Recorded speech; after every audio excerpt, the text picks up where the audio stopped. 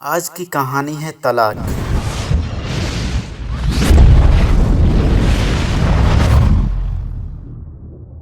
पुरानी कहावत है कि शादी का ऐसा लड्डू है, इसे जो खाता है वह भी पछताता है और जो नहीं खाता है वह भी पछताता है। शादी होने से पहले युवक और युवतियों के मन में तरह तरह के नए नए ख्याल आने लगते हैं। वे मन ही मन भांति भांति मंसूबे बांधने लगते हैं। उनके दिल में एक से एक अरमान जगने लगते हैं। कहने का तात्पर्य यह है कि एक अत्यंत स्वप्निल संसार में खो जाते हैं। उनके हृदय में एक दूसरे से मिलन की चाह सातवें आसमान पर चढ़ जाती है। मुट्ठीगंज इलाहाबाद के जाने माने व्यवसायी राम गोपाल के पास संतान के नाम पर मात्र एक पुत्र मुकेश और एक पुत्री अलका ही थी। उन्होंने अपने दोनों बच्चों को शिक्षा दीक्षा दिलाकर काबिल बनाया। पढ़ाई पूरी करने के बाद अध्यापन का प्रशिक्षण लेकर अलका एक दूसरे में अध्यापिका बन गई और उसका भाई मुकेश, जो उम्र में उससे कुछ छोटा था, वह डॉक्टर बनकर समाज की सेवा करने लगा। अपने बच्चों की कामयाबी से बाबू राम गोपाल पति पत्नी बहुत प्रसन्न थे। बाबू राम गोपाल ने अपनी अध्यापिका बेटी अलका की शादी 9 फरवरी को गंगोत्री नगर नैनी के बाबू जयदेव के इकलौते पुत्र रविंद्र के साथ बड़े धूमधाम से की। जयदेव बाबू का इकलौता बेटा सच में एक अलग किस्म का ही इंसान था। वह अन्य लोगों से बिल्कुल अलग किसी दूसरी दुनिया का युवक था। उसकी बारात खूब सज धज कर गाजे बाजे के साथ राम गोपाल के दरवाजे पर आई और अलका तथा रविंद्र का विवाह हो गया। कन्या पक्ष ने वर पक्ष का खूब स्वागत किया। बारातियों ने जी भर खूब दावत उड़ाई। विवाह के अगले दिन 10 फरवरी को बारात दुल्हन को लेकर गंगोत्री नगर रविंद्र के घर वापस पहुंच गई। सजी संवरी नई नवेली दुल्हन अलका अपने अनेक अरमानों के साथ अपने ससुराल पहुंची। वहां मोहल्ले की स्त्रियों तथा घर की औरतों ने उसका बहुत सत्कार किया। अलका शिक्षित तो थी ही, वह बहुत सुंदर और गृह कार्य में कुशल भी थी। उसका गोरा बदन, सुराहीदार गर्दन और हिरनी जैसी बड़ी बड़ी आंखें मन मोह लेती थी। दुल्हन के रूप में सजी संवरी अलका सच में बहुत सुंदर लग रही थी। वह नख से सिख तक सजी हुई थी। उसकी मधुर आवाज का कोई जवाब ही न था। वह देखने में बिल्कुल अप्सरा सी लगती थी। उसकी सुंदरता देखकर आस पड़ोस की औरतें हक्की बक्की रह गई। अन्य युवतियों की तरह अलका के मन में भी बहुत से अरमान थे। वहां ससुराल जाने से पहले वह सोचती थी कि मेरे पतिदेव ऐसे होंगे वैसे होंगे, मेरी ससुराल में मेरे ससुर जी ऐसे होंगे और मेरी सासू जी ऐसी होंगी, मेरे पति ऐसा करेंगे और वैसा करेंगे। जब वह पहली बार मेरे अंगों को स्पर्श करेंगे तो ऐसा होगा वैसा होगा। उनके छूने पर मैं ऐसा करूंगी और वैसा करूंगी, मैं ऐसा कतई न करूंगी। अंततः धीरे धीरे दिन ढल गया और शाम हो गई। रात होने पर भोजनोपरांत दुल्हा दुल्हन का मिलन हुआ। बातों ही बातों में सारी रात गुजर गई, किंतु दुर्भाग्य ये कि पति पत्नी एक दूसरे के करीब न आ सके। फूलों से सजी सेज सजी की सजी ही रह गई। स्वभाव में स्त्री संकोची और शर्मीली होती ही है और यह उसका आभूषण भी है। फिर अलका तो एक नई नवेली दुल्हन थी। वह इतनी जल्दी लाज का घूंघट भला कैसे खोल सकती थी।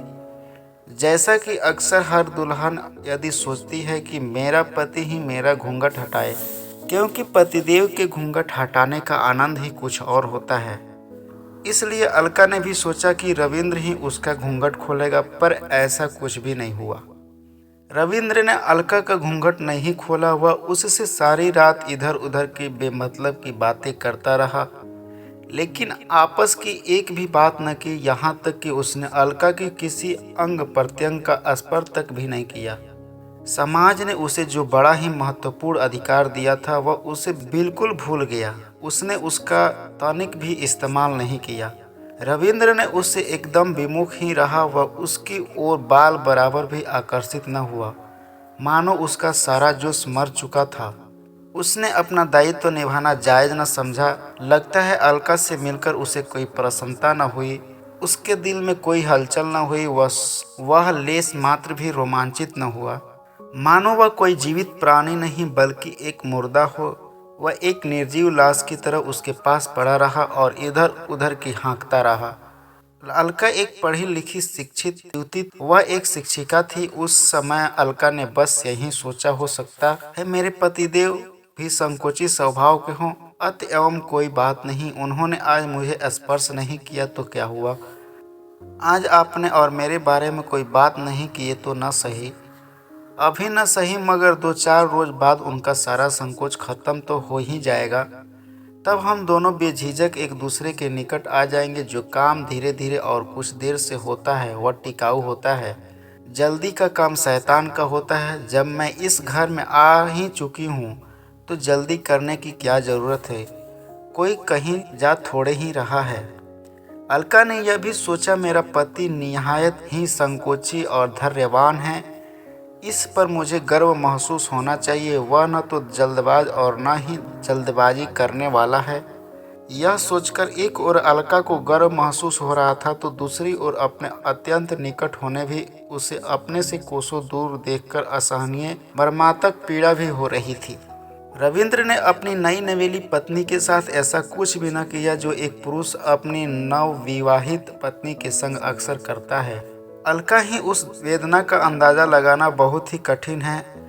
तदंतर सवेरा होते ही बातों में अलका की देवरानियों और जेठानियों को मजाक मजाक में ही पता चल गया कि उसकी काली रात रंगीन होने के बजाय काली की काली ही रह गई। रविंद्र तो किसी काम का नहीं है, मुझे स्पर्श करना तो दूर उसने मेरे बारे में कोई बात तक भी नहीं की। अलका ने हास परिहास के बीच ही उन्हें खुल्लम खुल्ला बता दिया कि उसके मर्दूद पति ने अभी तक उसे छुआ तक नहीं। इसके चलते अपने सभी अरमानों का गला घोटकर वह सारी रात करवटें ही बदलती रही। इस तरह 2-4 दिन और गुजर गए, फिर पखवाड़ा और महीना भी गुजर गया। तब भी 2 डाल के पक्षी अलग अलग डाल पर ही बैठे रहे और वे एक डाल पर न आ सके। एक ही पेड़ पर होते हुए भी वे एक दूसरे से बिल्कुल अनजान पड़े थे।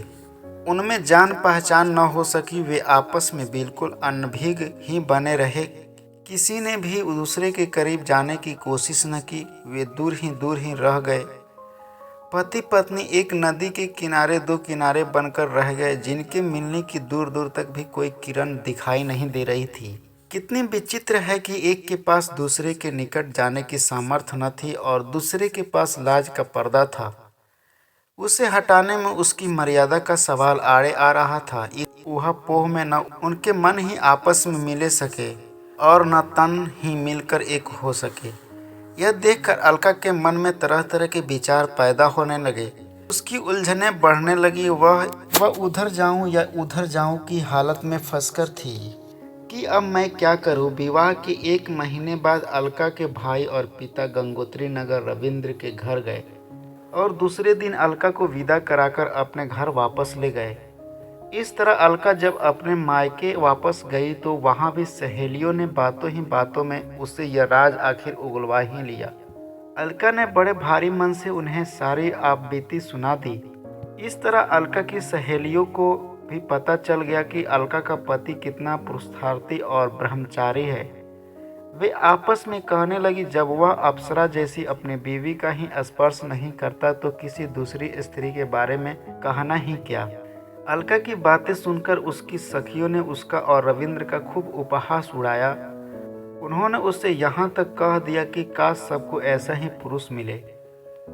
अलका को अपने मायके में परिवार के साथ कुछ दिन बिताने के बाद रविंद्र अपने ससुराल गया और अलका को विदा कराकर फिर अपने ले आया। अलका के मन में एक बार पुनः नए नए अरमान जाग उठे। उसके सपने पुनः साकार होते नजर आने लगे।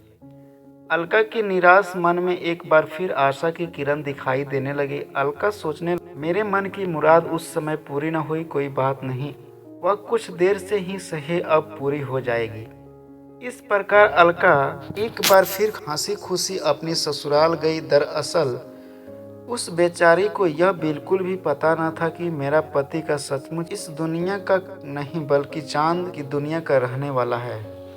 अलका ने सोचा, पतिदेव का जो दुलार और प्यार पहले नहीं मिला वह अब मुझे अवश्य मिलेगा। आखिरकार मेरा पति भी तो एक मनुष्य ही है, कोई देव नहीं। मानवीय कमजोरियां इसमें भी होंगी। यह भी इसी समाज का अंग है, किसी चांद की दुनिया का नहीं। यह कोई पत्थर का थोड़े ही बना है। मेरे हिस्से का जो प्यार स्नेह मुझे मिलना है, उसे भला कोई कैसे रोक सकता है। वह एक न एक दिन मुझे जरूर मिलेगा। घबरा कर अपना धैर्य खो देना नादानी है। साहसविहीन होना अक्लमंदी नहीं है। समय चक्र तीव्र गति से चलता रहा। दिन निकलता ढलता रहा और शाम होती रही। शाम होने के बाद रात्रि भी आती जाती रही। आजकल का इंतजार करते करते 1 महीना फिर बीत गया।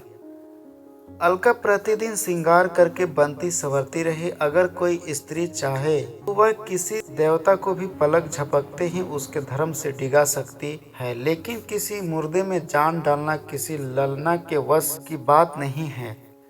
अलका भी तरह तरह से सज धज कर रविंद्र को रिझाने की जो तोड़ प्रयास करती, मगर उसका पति रविंद्र इतना घाघ था कि वह हरगिज पिघलने वाला न था।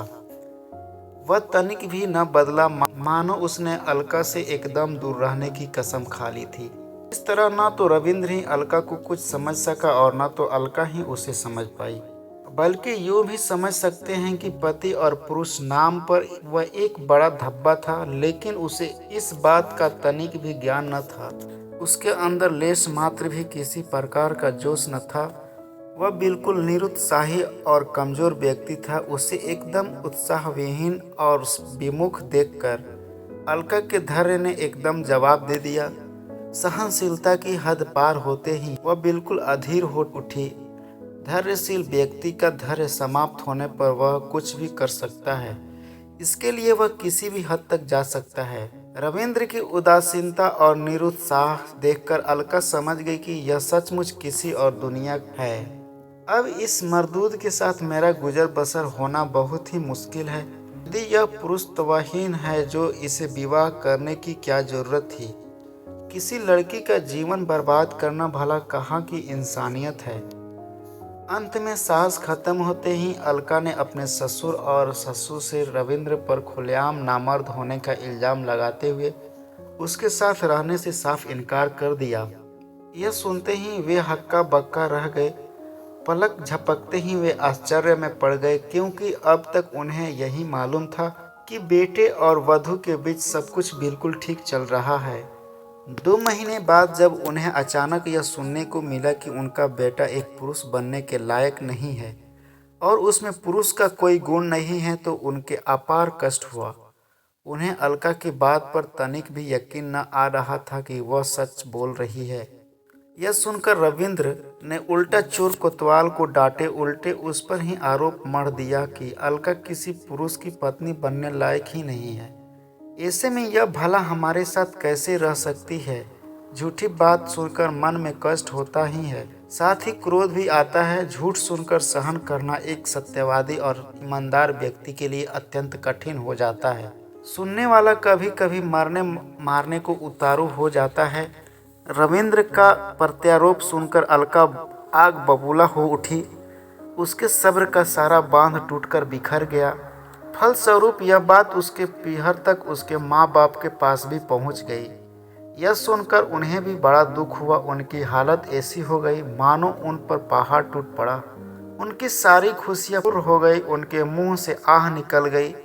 वे पछाड़ खाकर फिर पड़े। अलका के पिता राम गोपाल अपने कुछ मित्र और रिश्तेदारों को लेकर रविंद्र के घर अलका के पास पहुंच गए।